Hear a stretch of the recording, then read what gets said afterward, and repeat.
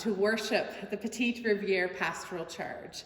We rejoice that we can come together this morning and praise and pray and meditate on God's word for us. We hope as you watch and participate that you'll find a place of refreshment and peace, and take with you some inspiration or encouragement for your faith walk in the coming week. We remember that we live, work, play, and worship on what is by law the unceded territory of the Mi'kmaq peoples. We are called into right relationship with the land and our neighbors of the Acadia First Nation here in the southwestern region of Nova Scotia. We affirm the need to implement the UN Declaration on the Rights of Indigenous Peoples and to strive for reconciliation. May we live in harmony and peace with all those who share the earth with us, and be thankful to God as we move into peaceful and healthy future together. We light this candle as a symbol of the light of Christ.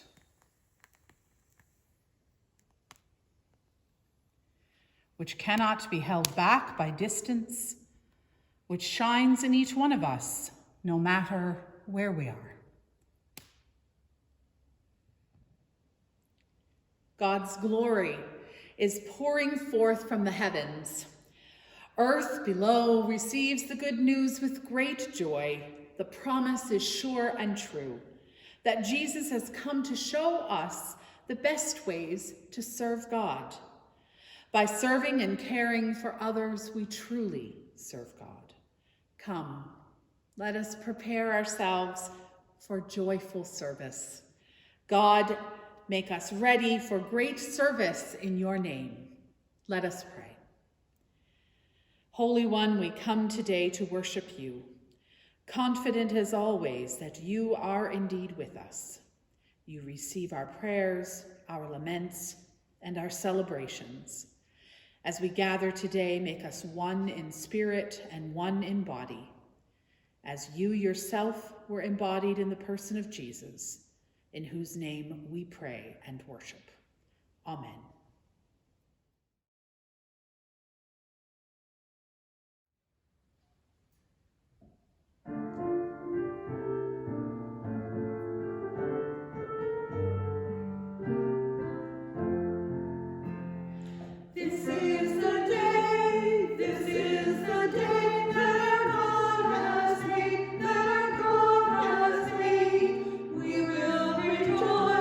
We will rejoice and be glad.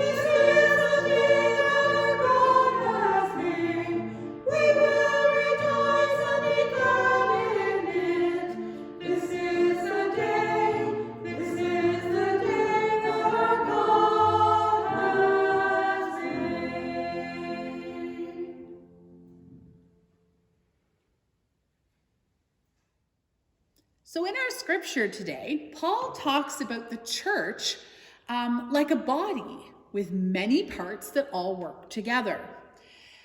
So let's play a little game. I'm going to tell the first line of a story, but while I do, I'm going to ask you to cover your ears tightly. Are you ready? Are your ears all covered? Okay, here we go. Once upon a time, Jesus was in his home synagogue in Nazareth. Okay, take your hands down from your ears. So, what was my story? Did you hear it? Some of you may have been able to read my lips and hear with your eyes. Now I am going to invite you to close your eyes and keep them tightly closed. Ready? Okay.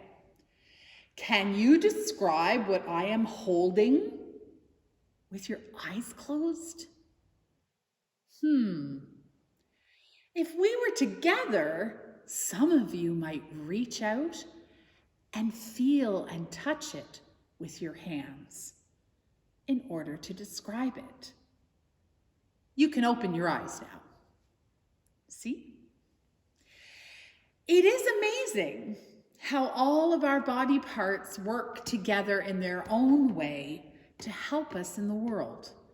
And each one of us has our own body to use, just the way it was created. We adapt and we interact with one another using the parts that work best to accomplish what we want to do. When we bring our gifts together, we can do great things. And we are all important parts of the body of Christ.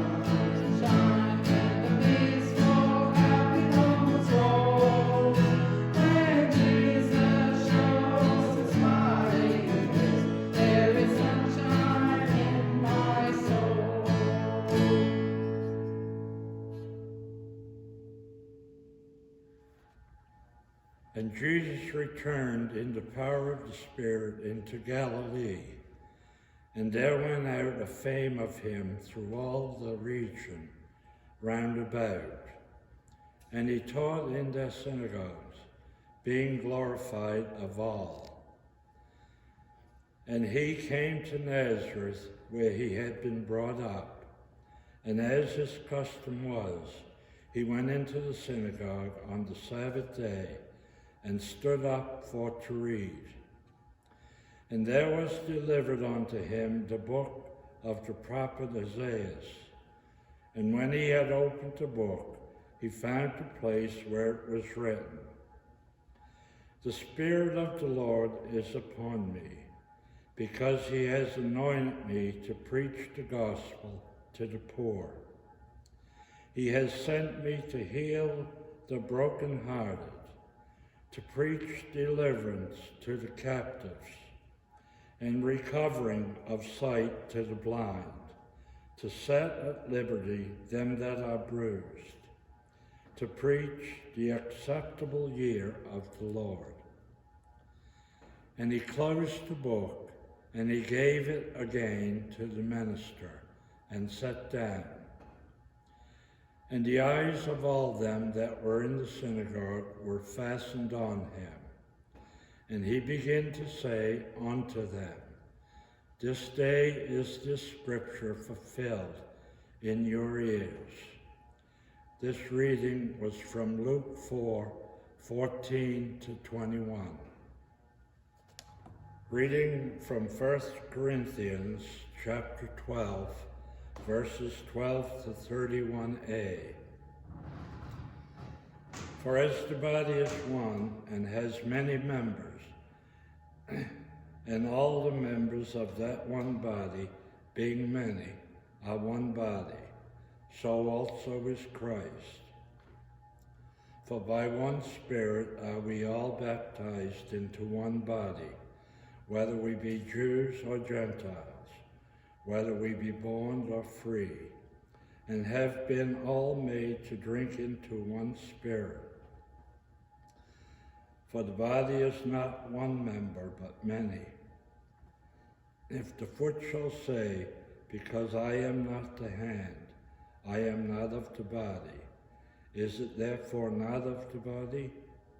And if the ear shall say, Because I am not of the eye, I am not of the body, is it therefore not of the body?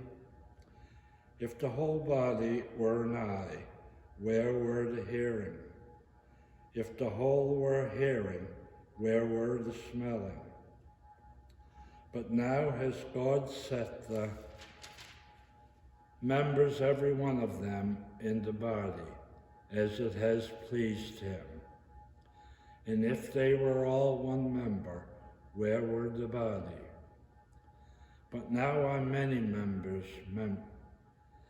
yet but one body. And the eye cannot say unto the hand, I have no need of thee, nor again the head to the feet, I have no need of you. Nay, much more those members of the body which seem to be more feeble are necessary. And those members of the body which we think to be less honorable, upon these we bestow more abundant order, and our uncomely parts have more abundant comeliness. For our comely parts have no need, but God has tempered the body together, having given more abundant order to that part which lacked. That there should be no schism in the body, but that the members should have the same care one for another. And whether one member suffer, all the members suffer with it. Or one member be honored, all the members rejoice with it. Now ye are the body of Christ, and members in particular. And God has set some in the church, first apostles, secondarily prophets, thirdly teachers, After that, miracles, then gifts of healing, helps, governments, diversity of tongues. Are all apostles? Are all prophets? Are all teachers? Are all workers of miracles? Have all the gifts of healing? Do all speak with tongues? Do all interpret? But covet earnestly the best gifts. So ends the reading.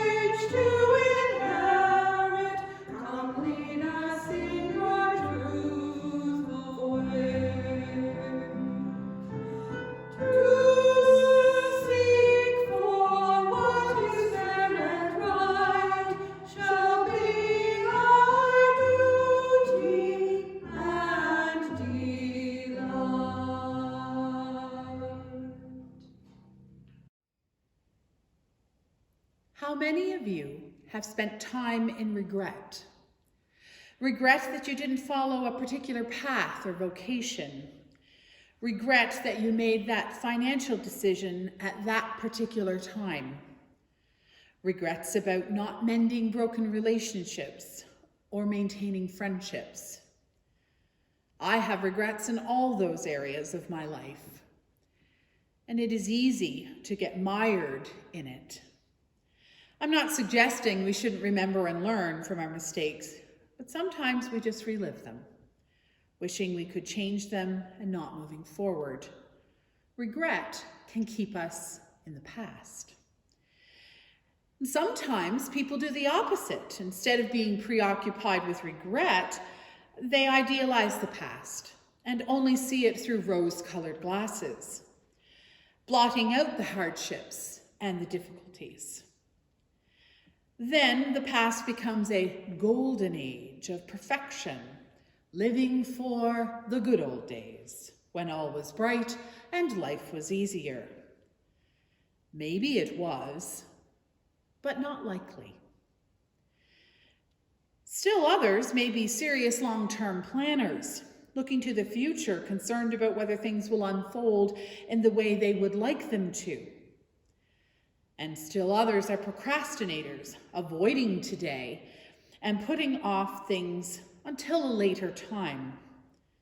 Some people live for tomorrow, the bright possibility of tomorrow. But maybe tomorrow never really materializes. Well, right now, today, I am inviting you to consider the word today. I think it is an important word in our gospel reading, and I would like you to also consider the word body. Not a specific part of the body, but the whole body. Not individual parts of a particular body, but the body, the corporate, the whole. And how might God be speaking to us today as a body? In Luke 4:14-21, we read of the beginning of Jesus' ministry.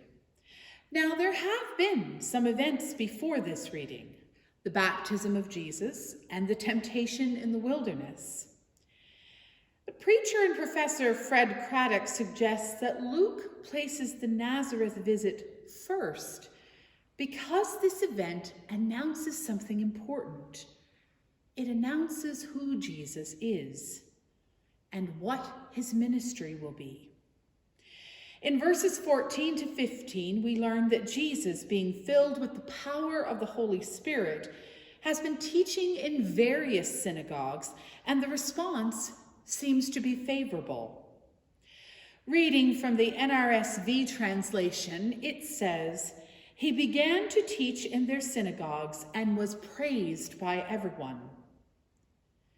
And now he is in the synagogue in Nazareth, his home, where he was raised.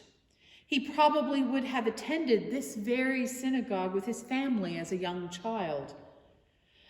On this day at worship, Jesus stands and volunteers to read. The scroll is given to him, and it is the scroll of the prophet Isaiah.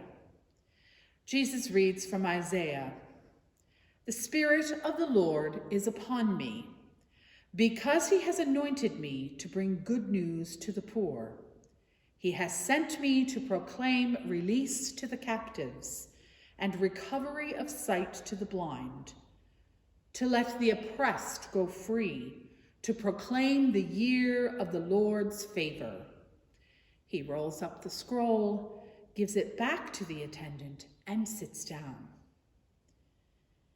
All eyes are on him, waiting. And he says, "Today, this scripture has been fulfilled in your hearing." Jesus is making a claim about who he is, and he is outlining the message of the gospel. He isn't saying it is a message for tomorrow or later.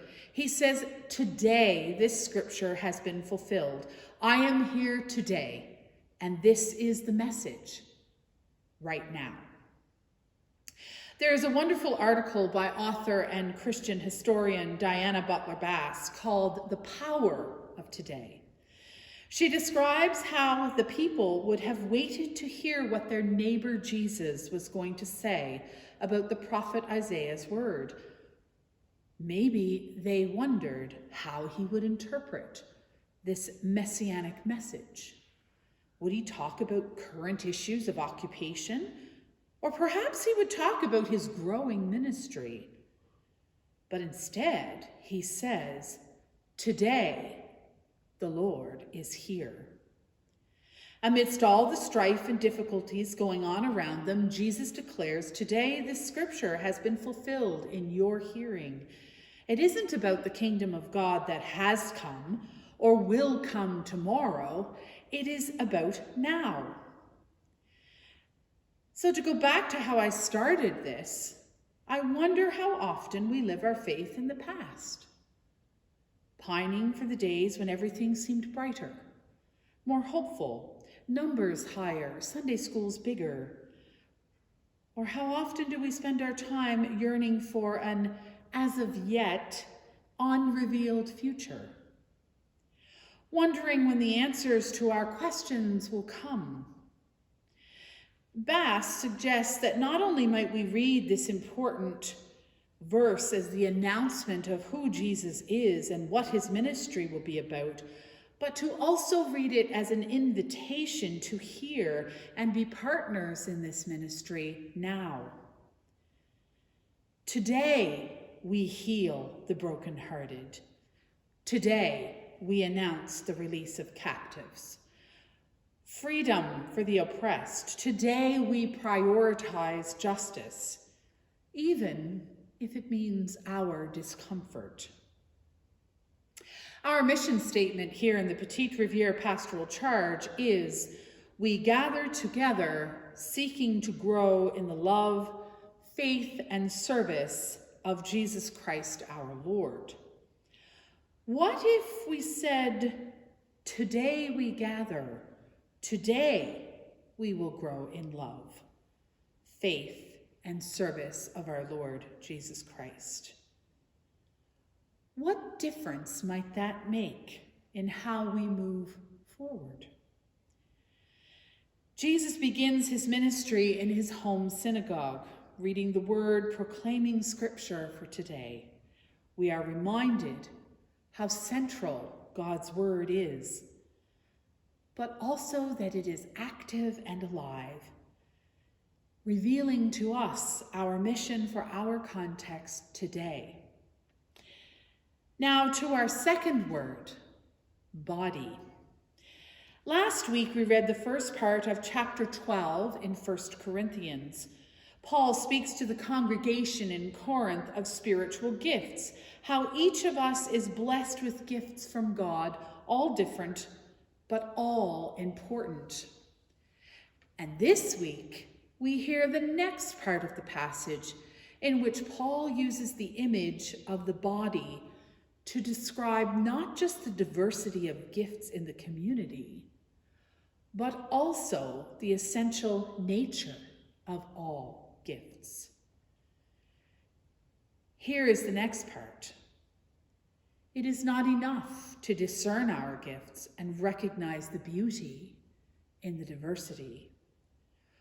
We are called to work together as a unit, as a body, as a community. This means thinking beyond our individuality, what we can do individually, what we like as individuals, what we think individually. It requires us to participate together so that we can answer the call of Jesus together. I don't believe this is just a call to individual spirituality or piety, or even to achieve success on a particular project. It is an invitation to share each other's lives, to contribute to the whole, to offer hospitality to others, to welcome the movement of the Holy Spirit, to hold one another in love, even when we disagree. How wonderful is that? We are whole when we cherish every part. The work together as a body, and we celebrate our diversity within our unity. We come to the waters of baptism independent and individual. And when we come out of that water, we are changed. We are no longer solitary souls. We are welcomed and incorporated into the body of Christ. The vision is a truly caring community, caring for each other and sharing the work and love of God in the world. That isn't always easy work for us humans, but we do not do the work alone. We do it through the power of the Holy Spirit. I believe that is where we started, back in Luke, chapter 4, verse 14. Then Jesus, filled with the power of the Spirit, returned to Galilee. May we too see, hear, and sense the power of the Holy Spirit to move in this body. Amen.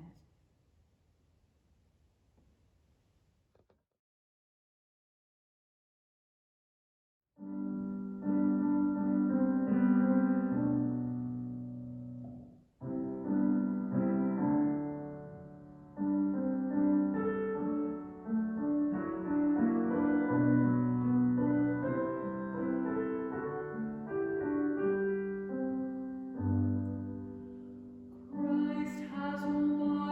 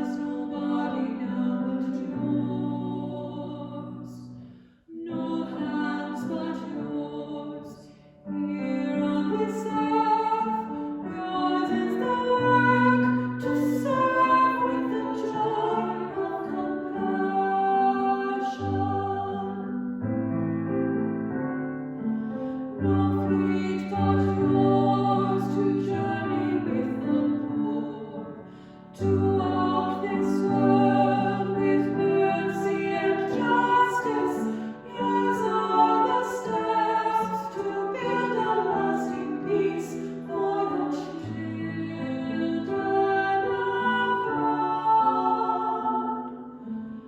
Christ has no body now but yours, no hands but yours.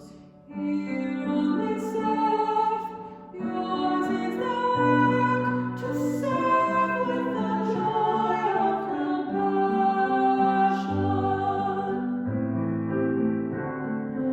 Through every gift, give back to those in need.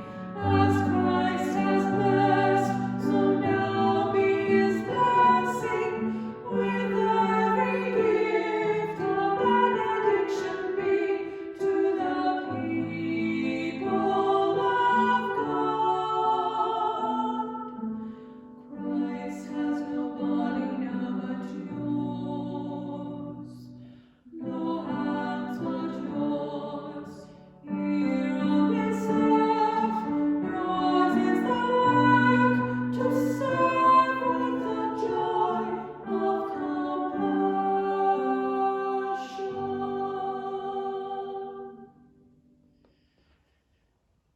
Let us pray. God of life, God of love, you created us and set us in relationship with each other, in families and neighborhoods, in churches and communities, in cultures and nations. We give you thanks for the rich gifts of arts and culture, of home life and community celebration, all of which bring meaning and encouragement to our lives. Help us contribute our gifts to the traditions and imagination that sustain the best of our common life from one generation to the next. God of mercy and forgiveness, you call us to live together in peace and unity. And in this week of prayer for Christian unity, we pray that your Spirit will create understanding and cooperation among all who bear Christ's name. Help us share our gifts with each other so that churches within our community may flourish and our common mission will find new energy after months of challenge. Lead us to reach out to those of other faiths and no faith so that together we may be a blessing in the world you love. God of healing and hope, we pray for our neighborhoods and our nation. Where people are divided and bitterness turns into resentment, show us how to work for reconciliation. Inspire our leaders at every level of community life to work together for the care of the most vulnerable and to restore the goodness of our common life as we recover from the effects of these months of pandemic. Make us generous citizens and careful stewards of the land you entrust to us together. God of justice and mercy, we pray for the world you love, the world Christ died to redeem, so deeply divided by religious and political animosities, by ancient bitterness and current conflict. Encourage world leaders to work for peace and understanding, especially in places torn by violence and areas still struggling with the effects of pandemic, by poverty, hunger, and the effects of natural disasters. May the hope Jesus embodies encourage us all to work for positive change. God of courage and comfort, we remember those of our congregation and community in need of your special attention today. Those who are in their homes alone. Those who are ill in body, mind, or spirit. Those who are recovering. Those who are receiving treatments. Those who are grieving the loss of a loved one or friend.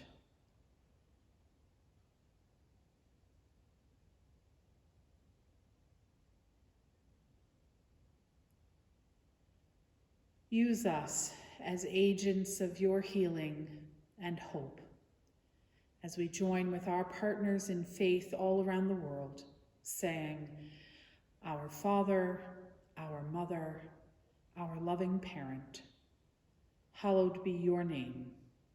Your kingdom come, your will be done on earth as it is in heaven. Give us today our daily bread. Forgive us our trespasses, as we forgive those who trespass against us. And lead us not into temptation, but deliver us from evil. For yours is the kingdom, the power, and the glory, now and forever. Amen.